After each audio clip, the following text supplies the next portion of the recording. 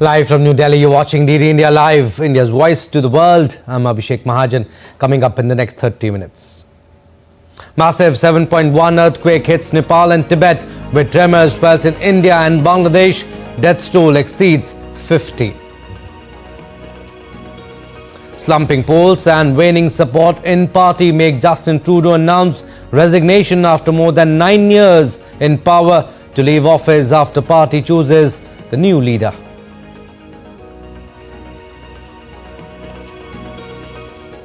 To resign as party leader, as prime minister, after the party selects its next leader.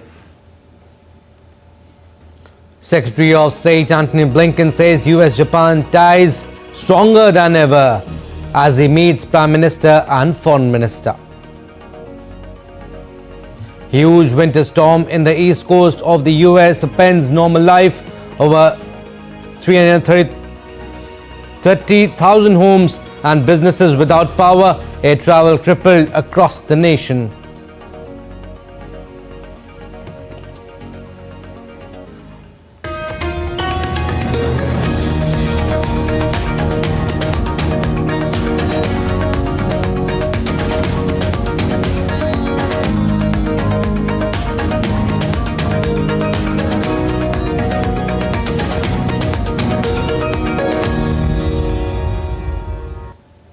The Kathmandu Valley felt earthquake tremors at 6:50 a.m. early this morning.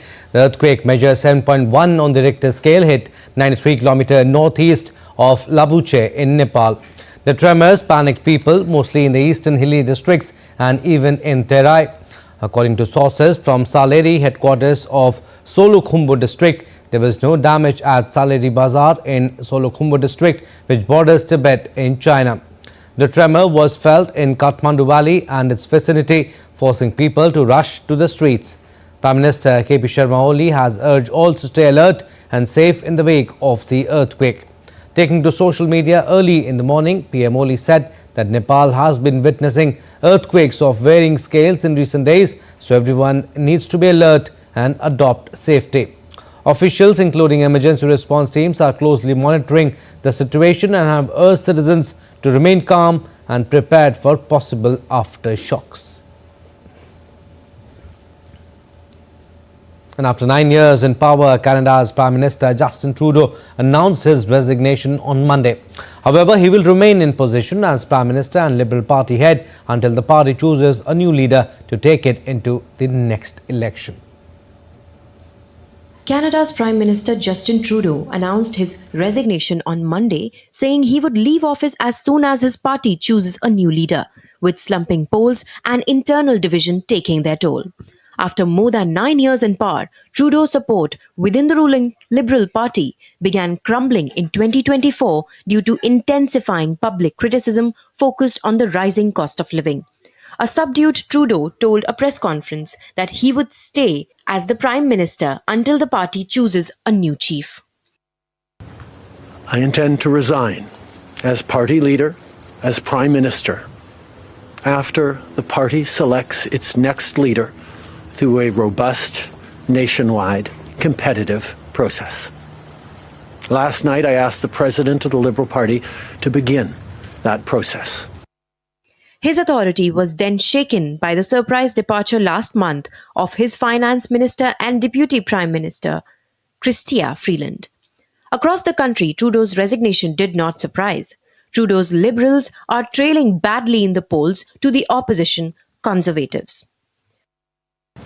This country deserves a real choice in the next election, and it has become clear to me that if I'm having to fight internal battles, I cannot be the best option in that election. Trudeau took office in November 2015 with a message of hope and sunny ways and won re-election twice. But his popularity started dipping 2 years ago as prices of groceries and housing rose in the post-COVID period, and his fortunes never recovered. Canadian media have tipped Freeland as a possible Liberal leader. Trudeau has received permission from Canada's Governor-General to suspend all parliamentary business until March 24. That could give the Liberals time to choose a new leader, while restricting the opposition's chances to bring a vote of no confidence. Bureau Report, DD India. Let's now take a look at a timeline of key events tracking Justin Trudeau's tenure over nearly a decade in Canadian politics. Here is a timeline of key events charting Trudeau's fortunes over nearly a decade in Canadian politics. Justin Trudeau won the leadership of the party in 2013. Trudeau's Liberals won a majority of seats in the federal election in 2015. In December 2017, Canada's Ethics Commissioner ruled Trudeau had broken conflict of interest rules by accepting a vacation, gifts, and flights from the Aga Khan in 2016. In February 2019, former Justice Minister Jody Wilson-Raybould alleged that government officials improperly pressured her to assist SNC-Lavalin in evading a corruption trial. In August 2019, the Ethics Commissioner ruled Trudeau and his officials had breached some ethical rules. Trudeau took responsibility but refused to apologize. In 2019, shortly after election campaign began, photos emerged of Trudeau wearing blackface when he was younger. Trudeau apologized, saying his life of privilege had come with a blind spot. In August 2020, Finance Minister Bill Morneau resigned amid friction with Trudeau over how much funding was needed to help Canada recover from the pandemic. In September 2021, Trudeau triggered a national vote for September 20th, 2021, but was returned with a second successive minority. In June 2024, in a clear sign of the Liberals' growing unpopularity, the party lost one of its safest seats in a special election in Toronto. In September 2024, the New Democrats announced they would withdraw their automatic support. On December 16, 2024, Finance Minister Chrystia Freeland resigned after Trudeau asked her to take a lesser position, taking away one of his most loyal allies. On December 20th, 2024, a formal motion of no confidence was presented. And finally, on January 5, 2025, Trudeau announced to step down once the Liberal Party chooses a replacement. Bureau Report, TD India. And Canadian Prime Minister Justin Trudeau's plans to resign has put a question mark to the nation's politics. What do we know so far? Let's try to understand through graphics. Canadian Prime Minister Justin Trudeau to stay in office and lead Liberals until transition. Special leadership conventions need to be organised to choose successor.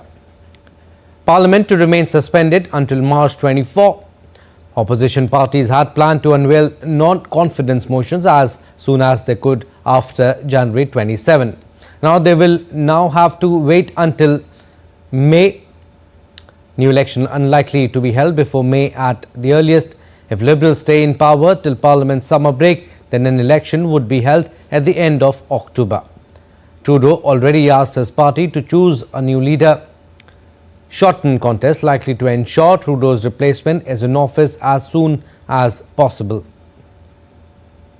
Liberal President Sachit Mehra to call a meeting of the party's national board this week to begin the process, and polls indicate Liberals to lose the election no matter who the leader is.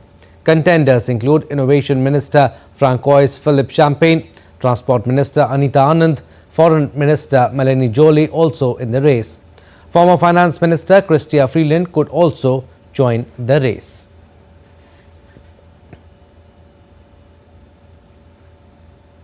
Now shifting focus, Venezuelan opposition leader Edmundo Gonzalez, who claims he won last year's presidential election against incumbent President Nicolas Maduro, met with US President Joe Biden on Monday.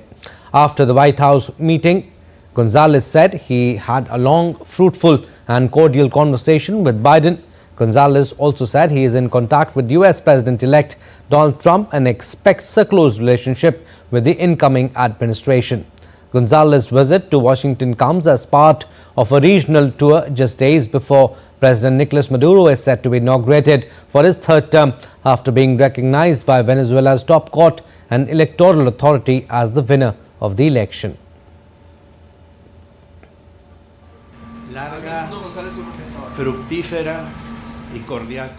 We had a long, fruitful and cordial conversation with President Biden and his team. It was a long conversation in which we addressed various aspects of the bilateral relationship. We were grateful for the support that the government of the United States have given for the democratic recovery of Venezuela. Our team is in contact with President Trump's team for some time now. We will continue on the same path because our relations will also be very close and beneficial for the relationship between Venezuela and the United States. compromiso que nos llevamos y que vamos a estar siguiendo hasta. A New York judge has rejected U.S. President-elect Donald Trump's request to delay sentencing set for later this week in his hush money case. Judge Juan Merchan had ruled last week that Trump's sentencing should go ahead despite his upcoming inauguration.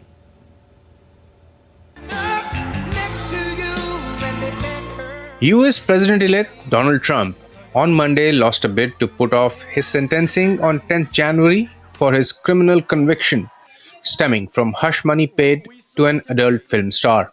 In their Monday filing, Trump lawyers asked the judge to hold off sentencing while the appeals play out. In a written ruling later on the day, the judge declined to push back Trump's January 10th sentencing. In scheduling Trump's sentencing for Friday, the judge noted last week that he was not inclined to send the US president-elect to jail. He wrote that a sentence of unconditional discharge, effectively putting a judgment of guilt on his record without a fine or a probation, would be the most practical approach given Trump's looming inauguration. The sentence would nevertheless see Trump entering the White House as a convicted felon. The judge said Trump may appear at his sentencing either in person or virtually.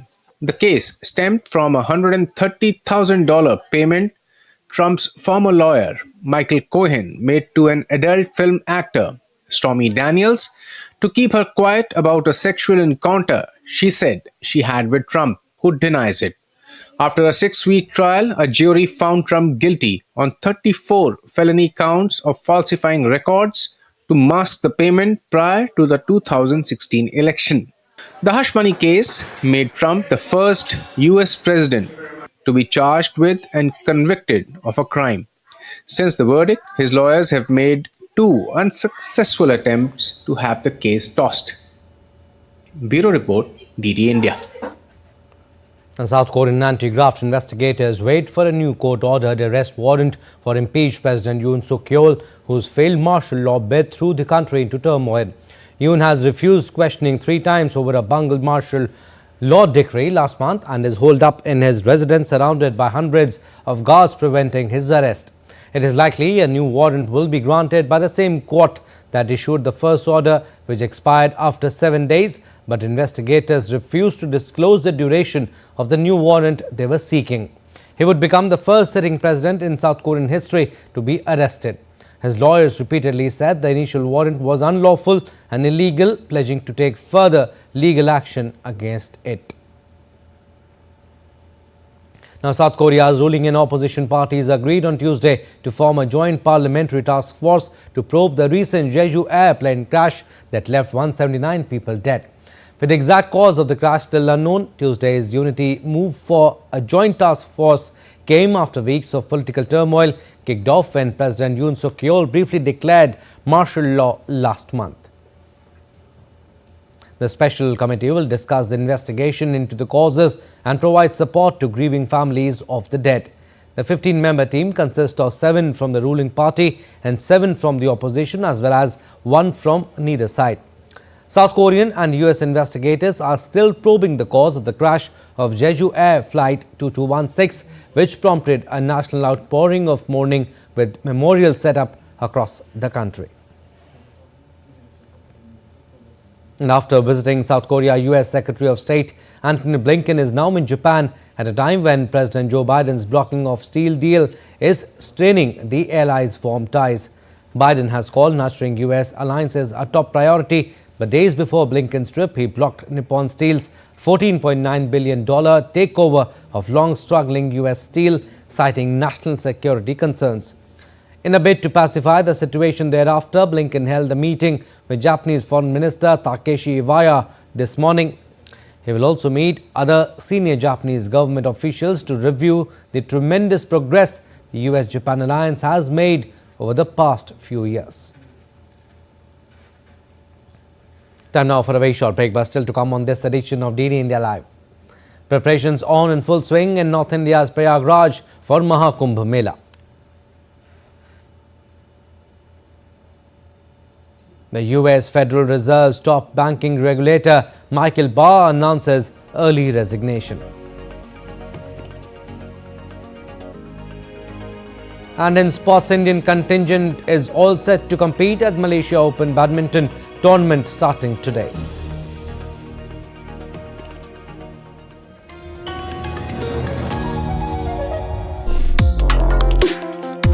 Complex issues, hidden agendas, twists and turns, strategic games. We think all dots are linked. We just need to connect them. Join me every week as I connect the dots to unravel hidden designs in statecraft, mysteries, and decode issues that matter to you.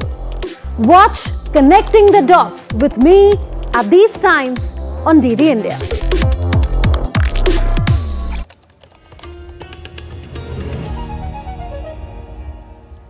Welcome back. You're watching DD India Live. I'm Abhishek Mahajan. Some more stories.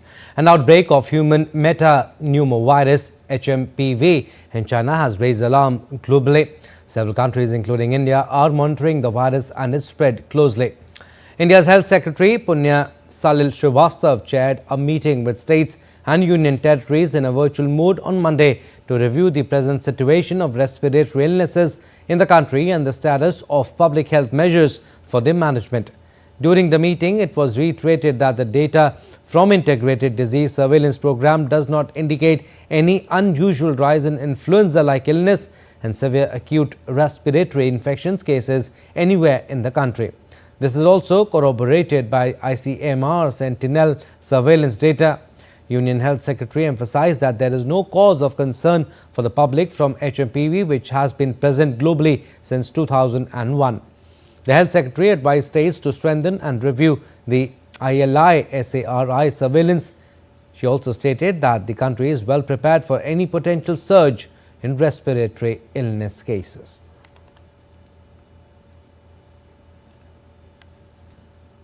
India's Home Minister Amit Shah today launched Batpole portal in New Delhi. Developed by Central Bureau of Investigation, Batpole portal will significantly facilitate Indian law enforcement agencies, enabling real-time information sharing for faster access to international police assistance. The development of the platform was necessitated amid a growing footprint of transnational crimes, including cybercrime. The portal will streamline the processing of all requests for international assistance through Interpol, including the issuance of red notices and other color-coded Interpol notices. Home Minister Amit Shah also presented police medals to 35 CBI officers and officials who have been awarded the President's Police Medals for Distinguished Service and Union Home Minister's Medal for Excellence in Investigation.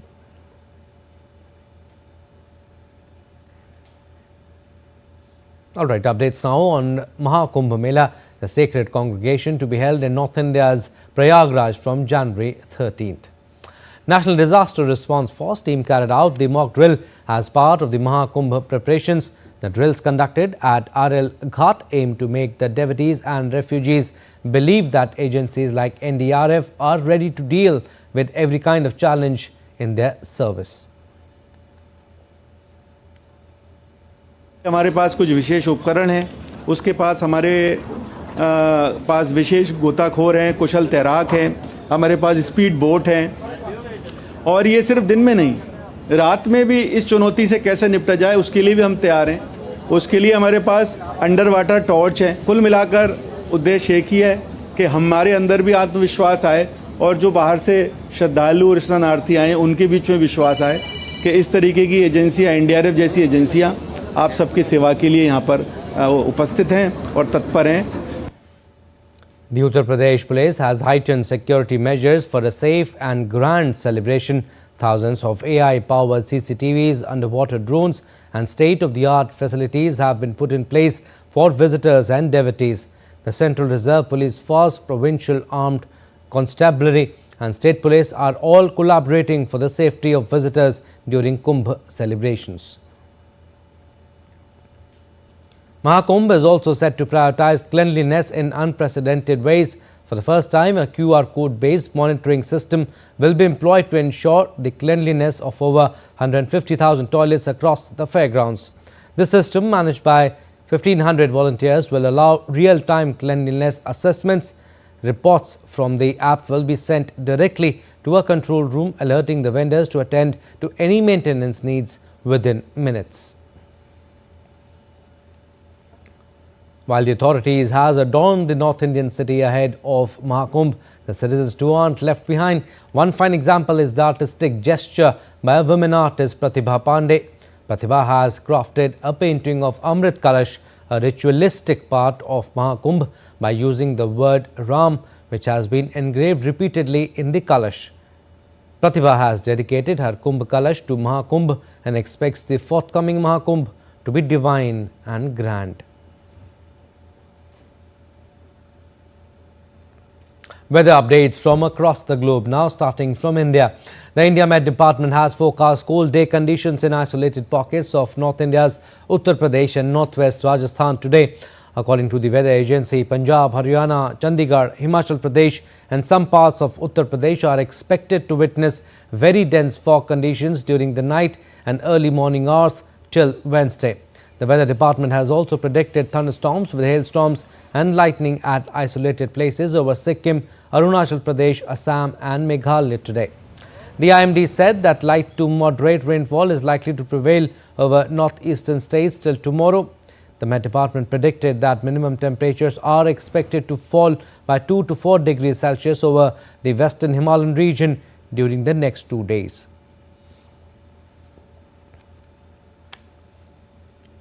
And the first major winter storm of the new year swept into the U.S. mid-Atlantic states on Monday, closing down federal offices and public schools in Washington, D.C.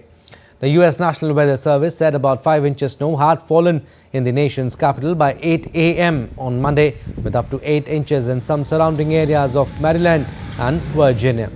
The imposing U.S. Capitol building was barely visible in the snow, and the weather brought early morning commute to a standstill.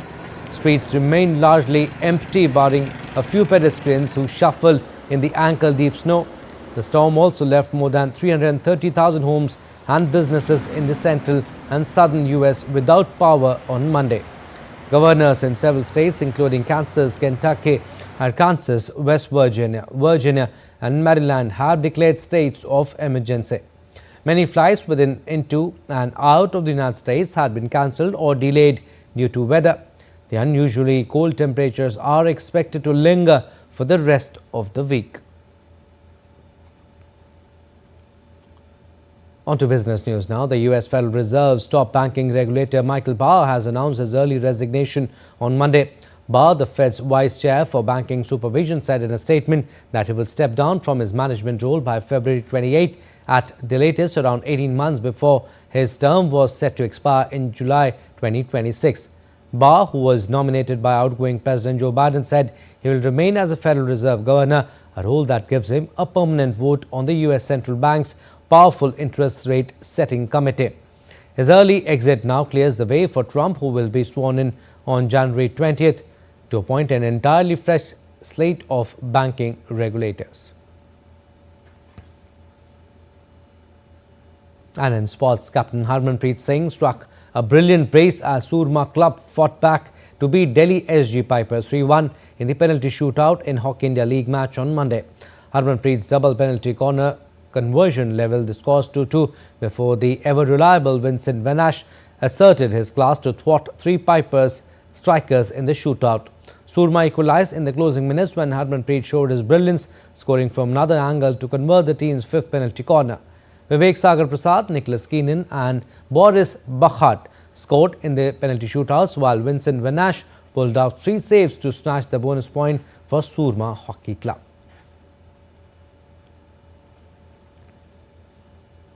And it was raining teddy bears as well as cats and dogs during the Hershey Bears annual teddy bear toss in the American Hockey League. The popular tradition sees fans throw stuffed animals onto the ice following the team's first goal of the game. The stuffed animals will now be donated to over 35 local charities as part of the club's Hershey Bears Cares program. Mike Scarbosa makes the fur fly. It's teddy bear toss bedlam in Hershey.